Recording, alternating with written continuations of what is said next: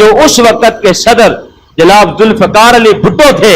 हम आज इस बनिस्बत इस वजह से कि उन्होंने उस वक्त इस कानून को पास किया, उस वक्त उन्होंने ये बात कही कि उनके अल्फाज आज भी सोशल मीडिया पर गर्दिश कर रहे हैं कि उनके सामने एक करारदाद पेश की गई और उन्होंने उस करारदाद के उस पेज को, उस वर्क को पकड़ा अपने हाथ में और ये अल्फाज बोले, 80,000 क्या, 80 लाख क्या, 80 करोड़ क्या, 80 अरब भी हो। जब मोहम्मद अरबी की बात आ गई तो मैं इनको अपने जूते की नोक पर रखता हूं। अल्लाह ताला उन पर अपनी रहमत करे। ये उनका वो अमल है, अगर जिंदगी के अंदर उनके कितने भी गुनाह हुए, अल्लाह की पाक बारगाह में उम्मीद करते हैं कि अल्लाह ताला उनकी इस नेकी का सदका उनकी बख्शिश कर देगा। जिस वक्त उन्होंने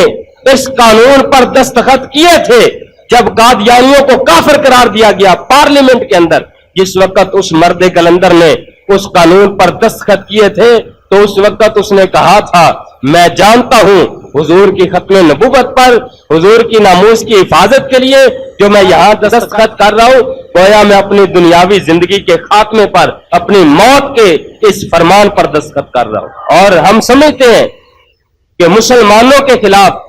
जितनी भी साजिशें होती हैं, जब वो अल्लाह और उसके रसूल की इज्जत की बात करते हैं, उस वक्त जो साजिशें और जो तकलीफें इनको दी जाती है, उसके बाद हम समझते हैं कि ये गैर मुस्लिमों की साजिशें इसीलिए होती हैं कि ये लोग हक की बात का साथ क्यों देते हैं। हम समझते हैं कि उसके बाद जो उनको साजिश के साथ उनको शहीद किया गया,